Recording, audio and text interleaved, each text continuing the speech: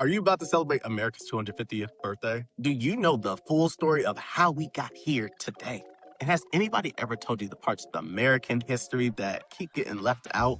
The pieces that are documented, proven, and still disputed to this day. I'll give you the warmest welcome to the Education Evolution. This is a podcast for the thinkers, the doers, and those who understand that the most important lessons aren't always learned in school. You're listening to Lifelong Learning. I'm Hadi Had, but you can call me Mr. Jihad.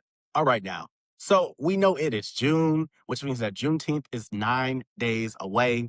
July 4th is in 24. And the distance between those two dates tells you everything about the episode that we're about to have. And today we're going to talk about some of the pieces of this country's history that don't always make it into the celebration. 5 facts that are documented, real, and still somehow end up being disputed. But before we get into that, if you are new here, welcome, welcome, welcome. We seriously appreciate you. This community literally means everything. And the only way that you can continue to be a part of this community is if you stop what you're doing and hit subscribe. So go ahead and hit that button right now. And if you're already subscribed, you already know what it is. Thank you so much for being here. And let's get into it. America the Beautiful, Purple Mountains Majesty, Amber Waves of Grain. Does that sound familiar? How about we the people, in order to form a more perfect union, establish justice, ensure domestic tranquility? Nah, you ain't rocking with it. Okay. I know y'all know this one. Everybody knows the Star Spangled Banner, which was made legendary by the incomparable Whitney Houston. Nobody is ever touching that. These are pieces of the American fabric that nobody questions or even disputes. Nobody even calls them a myth. They're placed in our history and it's just accepted, woven in. But there are other pieces of this country's story, pieces that are just as real, just as significant, that somehow keep getting challenged, debated, and even watered down or left out altogether. And we are now 24 days from America's 250th anniversary. But before we celebrate, I need you to listen up and tap in so that we can dip into the 5 pieces of our history that frame exactly how we got here and why it matters for the next 250 years. So here's what I know about truth. It does not expire. It doesn't get less true because it makes people uncomfortable. It doesn't disappear because someone decided not to put it in a curriculum. That's what lifelong learning is all about. It's about being willing to go back, way back into time, to sit with what you thought you knew and ask, is this the whole truth? Because as Lynn said last week, we got to check these facts and make sure that we know the whole story. Because most of the time, it ain't the whole story. You cannot build something better on a foundation that you don't fully understand. And so this quote unquote, a more perfect union, those are the words that they chose, not mine. And you don't get there by only celebrating the parts that feel good. So the 5 facts that are documented in the record, but still disputed by people who just cannot sit with the truth, that's what we're jumping into today. Piece 1 is the founders' contradiction. Our founding fathers. Thomas Jefferson sat down and wrote, and I quote, all men are created equal. And he meant it. He also enslaved over 600 people across his lifetime. The man who wrote the blueprint for American freedom went home every night to a plantation built on the exact opposite of it. Even the people who had a seat at the table right next to him called it out. John Adams, the abolitionist. Jefferson himself wrote privately that slavery was a moral and political depravity. Monticello, which is where he lived, it was a working plantation built by the hands of people he claimed to want free. Now check that. George Washington also freed his enslaved people in his will, but only upon the death of his wife, Martha.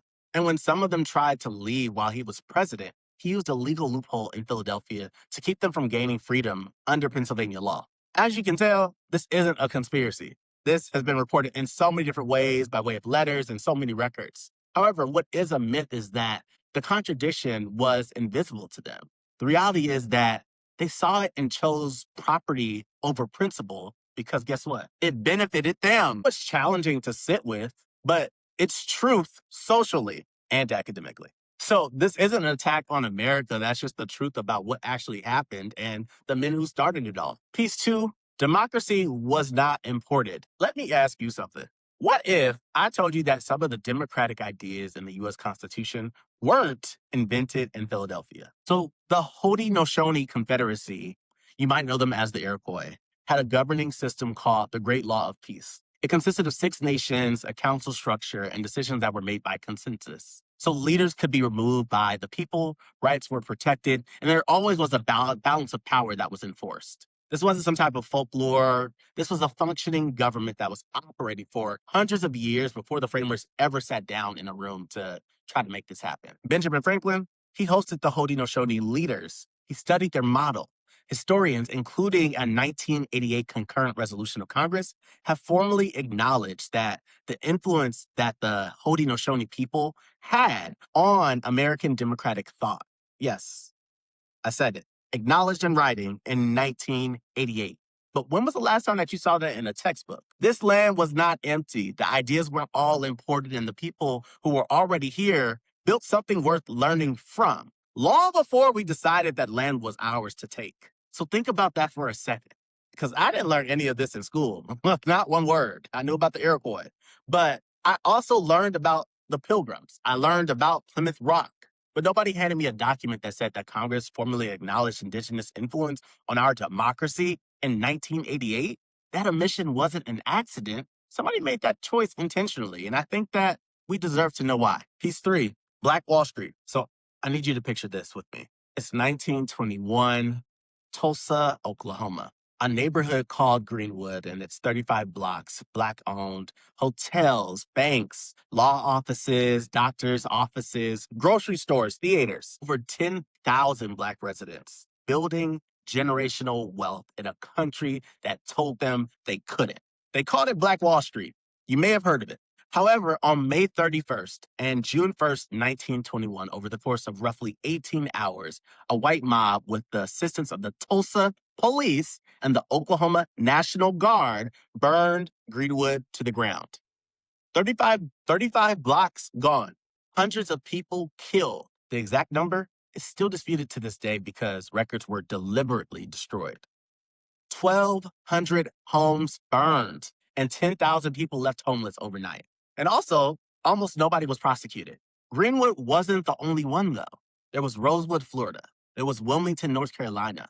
The destruction of Black economic communities happened across this country, sometimes with direct government participation for decades. This is not ancient history. The grandchildren of the people who even survived Tulsa are alive today. So when someone tells you that the wealth gap is about choices, I need you to remember Greenwood, because some wealth was never lost. It was stolen. Now let me calm down. Piece 4, the lost cause. So I'm going to let the Confederate States speak for themselves on this one, okay?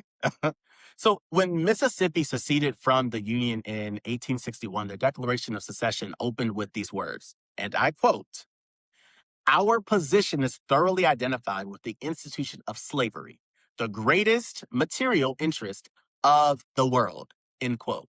This is not my interpretation. This is their document with their words written in 1861.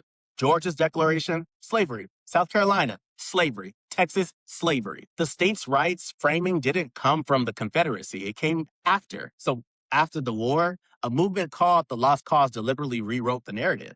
Confederate monuments went up, most of them not in 1865, but in the 1920s and 60s. The Daughters of the Confederacy, not to be confused with the Daughters of the American Revolution, lobbied to have their version of history taught in Southern schools. And it worked for many generations. And here's the part that gets me. Generations of people in this country were handed a curriculum that had already made its choice. The states' rights answer was in the textbook. The actual decorations were in an archive. Nobody told us to go look. And that's not by mistake, it's by design and intentionality, I would even say. And we really have to call it what it is. And that's why it's important for us to be not only reading, but read the fine print. Piece 5, America has a problem. I mean, we know that, but America has paid reparations before. Let's talk about it. In 1988, that's 38 years ago, President Ronald Reagan signed the Civil Liberties Act. So it issued a formal government apology to the Japanese American survivors of internment camps during World War II and paid each survivor $20,000 in reparations. That's the equivalent of roughly about like $40,000 today. So the mechanism of reparations does exist and has been used before in these United States of America. But here's the part that people really don't know. So when slavery was abolished in Washington, D.C. in 1862, before the Emancipation Proclamation, the United States government paid reparations. To slaveholders, though, not to the people who had been enslaved, to the people who owned them for their financial loss. The DC Compensated Emancipation Act paid up to $300 per enslaved person to their enslavers as compensation. So when people say that reparations have never been done, what they mean is they've never been paid to the right people. The precedent already existed and always has. The question has always been about who gets protected. Now, I know this is a lot, so let me go ahead and wrap this up. These 5 pieces of history are documented, recorded, and still disputed, like I said, to this day, because they make people feel uncomfortable. But let's talk about uncomfortable for a second, because the people who were actually harmed, they were extremely uncomfortable, placed in predicaments that they never chose, never asked for, and couldn't even walk away from. And don't get me wrong, I get it, because this country also did something remarkable. 13 colonies, a revolution, and a document that, even with all its contradictions, introduced an idea about human freedom and self-governance that changed the world. But both things can be true. America can be a powerful idea and have a complicated, painful history that it needs to deal with.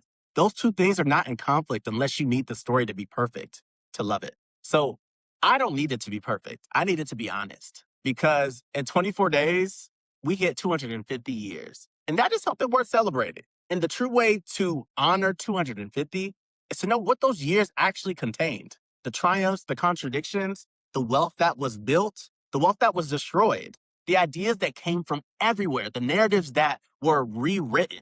Acknowledgement isn't the same as condemnation.